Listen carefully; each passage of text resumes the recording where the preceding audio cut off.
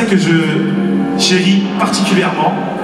Il se trouve dans Ésaïe 43, le verset 1. Ainsi parle maintenant l'Éternel qui t'a créé, ô Jacob, celui qui t'a formé, ô Israël. Ne crains rien, car je te rachète. Je t'appelle par ton nom, tu es à moi. Au verset 4, c'est celui que j'apprécie le plus. Parce que tu as du prix à mes yeux, parce que tu es honoré, que je t'aime. Ah, mes amis, lorsque ma femme me dit je t'aime, ça vaut 10 millions de je t'aime que je peux entendre dans la rue. Hein. Mes amis, mais lorsque Jésus me dit je t'aime, je m'arrête, je m'assois et je m'écoute. Mes amis, je suis le quatrième d'une fratrie de 5. Mes parents ont fait 3 grandes filles, moi et mon petit frère. Alors avant, on les appelait les familles nombreuses, maintenant, pas beaucoup. Et bien sûr, dans cette famille nombreuse, j'étais un enfant qui demandait beaucoup d'attention et beaucoup d'amour. Bien sûr, quand je ne trouvais pas cet amour, j'allais le trouver ailleurs. Et c'est ce que j'ai fait. J'étais le meneur d'un groupe de jeunes. On rackettait, on volait dans des bars, on faisait des lettres de menaces pour avoir de l'argent. J'ai même racketté aussi ma prof de mathématiques pour qu'elle mette un 20 sur 20. J'étais, en tout cas, je faisais plein de bêtises, plein de conneries.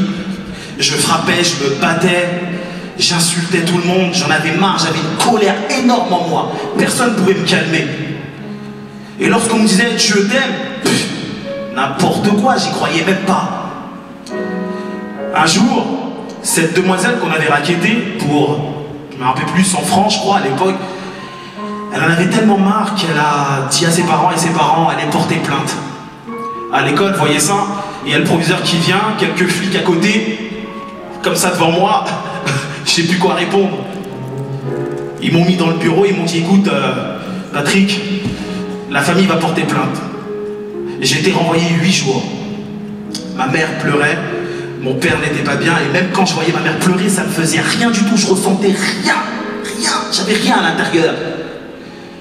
Ma sœur a eu l'idée de m'accompagner dans un commissariat. Elle me dit, écoute Patrick, je vais refaire ma pièce d'identité, alors viens avec moi.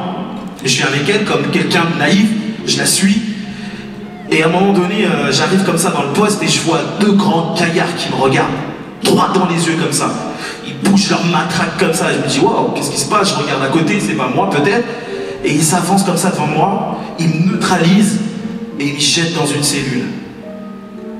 Mes amis, j'ai entendu une phrase dans la cellule qui a changé ma vie. J'ai vu un jeune qui est à côté de moi. Je me rappelle de son visage et pourtant ça date des années en arrière. Mais je me rappelle de son visage tellement que c'est frais dans ma tête. Ce jeune, il m'a dit en pleurant, qu'est-ce que tu fais là? Je lui ai rien dit. Il m'a dit, mais dis-moi, qu'est-ce que tu fais là? Je lui ai rien dit. Il m'a regardé, il m'a dit, il a posé la main sur moi. Il m'a dit, tu sais, j'aimerais bien changer ma vie. Je vous assure, à partir du moment que j'ai entendu cette phrase, ça a été comme une épée qui a transpercé mon cœur. Et depuis ce moment, Dieu a eu un impact dans ma vie. Amen. Mes amis, lorsque Dieu change une vie, il ne la change pas à moitié. Si votre vie n'est pas changée, c'est parce que vous n'avez pas Dieu dans votre vie. Jésus, ce qu'il fait, c'est qu'il change votre cœur, mes amis. Et ça, c'est pas une mince affaire, c'est la vérité, c'est le cœur qu'il change. Amen. Ma femme et moi, on vient d'avoir un enfant. C'est un bonheur à la maison, même s'il fait 4 heures du matin, mais c'est pas grave, on se réveille quand même. Et moi, je supporte pas les cris, ça résonne dans ma tête. Et c'est vrai, je lui dis, Seigneur, j'en ai marre des cris de mon fils, j'en ai marre. Et il me dit, mais Patrick, j'ai tout fait pour toi. Tu peux tout faire pour ton fils. Mes amis, l'heure est arrivée. L'heure est arrivée. Le changement, c'est pas demain. Le changement, c'est pas dans 1 heure. Le changement, c'est maintenant. Amen. Si vous croyez en Dieu, Si vous croyez en Dieu, Dieu peut faire un impact dans votre vie. Et c'est pas simplement un petit impact, c'est un gros impact, mes amis. Lorsque je parle de Jésus, mon corps bouillonne, je peux même pas le tenir tellement qu'il a fait énormément de choses dans ma vie. Il a transformé ma vie, il a transformé ma vision des choses. Et mes amis, c'est énorme ce qu'il a fait. Parce que ça tient en quelques lettres. C'est l'amour.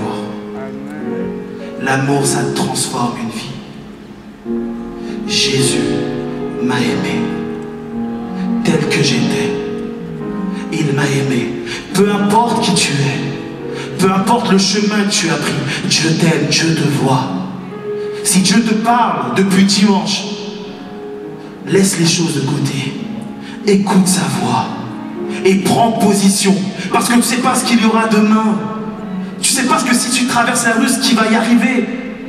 Amen. Prends position dès maintenant.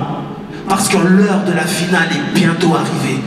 N'oubliez pas, nous menons un combat déjà gagné dans le nom de Jésus. Amen. Alors mes amis, applaudissez, oui, ça fait plaisir, peut-être. Mais mes amis, il reste peu de temps. Sean me fait un petit signe, il reste aussi peu de temps pour moi dans mon temps. Mais mes amis, il reste peu de temps. Alors ne baissez pas les bras. Le changement, c'est maintenant.